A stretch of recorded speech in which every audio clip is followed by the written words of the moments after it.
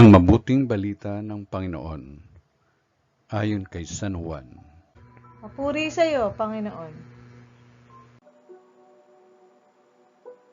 Noong panahong yun, nagpasabi kay Jesus ang mga kapatid na babae ni Lazaro, Panginoon, ang kaibigan mong minamahal ay may sakit.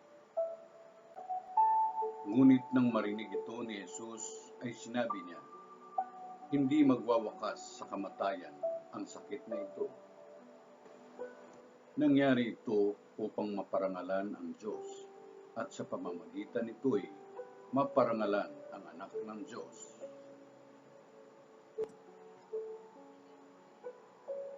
Mahal ni Jesus ang magkakapatid na Marta, Maria at Lazaro. Gayon may pinaraan pa niya ang 2 araw matapos mabalita ang may sakit si Lazaro bago sinabi sa kanyang mga alagad, magbalik tayo sa Judea. Pagdating ni Jesus, nalaman niyang 4 na araw nang nakalibing si Lazaro. Nang marinig ni Marta na dumarating si Jesus, sinalubong niya ito, ngunit si Maria ay naiwan sa bahay. Sinabi ni Marta, Panginoon, kung kayo po'y narito, hindi sana namatay ang aking kapatid. Ngunit nalalaman kong kahit kayo'y ibibigay sa inyo ng Diyos ang anumang hingi ninyo sa Kanya. Muling mabubuhay ang iyong kapatid, wika ni Jesus. Sumagot si Marta, nalalaman ko kung siya'y mabubuhay uli sa huling araw, sa muling pagkabuhay.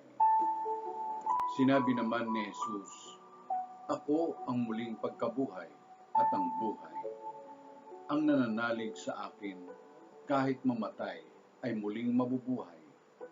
At sino mang nabubuhay at nananalig sa akin, ay hindi mamamatay kailanman.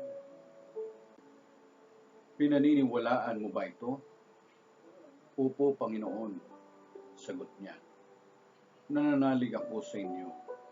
Kayo po ang anak ng Diyos, ang Mesiyas na inaasahang paparito sa sanlibutan. Si Jesus ay napahimutok. Saan ninyo siya inilibing? Tanong niya. Sumagot sila, Panginoon, halika kayo at tingnan ninyo. Tumangis si Jesus, kaya't sinabi ng mga Hudyo, talagang mahal na mahal niya si Lazaro. Ngunit sinabi ng ilan, nakapagpadilat ng bulag ang taong ito. Bakit hindi niya nahadlangan ang pagkamatay ni Lazaro?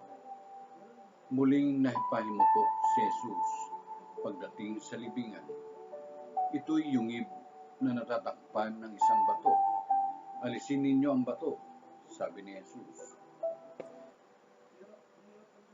Sumagot si Marta, Panginoon, nangangamoy na po siya ngayon. 4 na araw na siyang patay. Sinabi ni Jesus, hindi ba sinabi ko sa inyo na kung mananalig ka sa akin, ay makikita mo kung gaano kadakila ang Diyos. At inalis nila ang bato. Tumingala si Jesus at ang wika, Ama, nagpapasalamat ako sa iyo sapagkat dininig mo ako. Alam kong lagi mo akong dinirinig, ngunit sinabi ko ito dahil sa mga taong nasa paligid ko upang maniwala silang ikaw ang nagsugo sa akin. Pagkasabi nito, sumigaw siya, Lazaro, lumabas ka! Lumabas nga si Lazaro.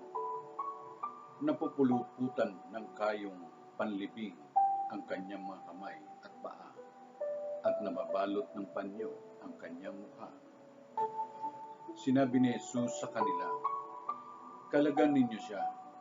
At nang makalaya, marami sa mga Hudyong dumalaw kay Maria ang nakakita sa ginawa ni Jesus at nanalig sa kanya. ang mabuting balita ng Panginoon. Pinupuri ka namin, Panginoong Kristo.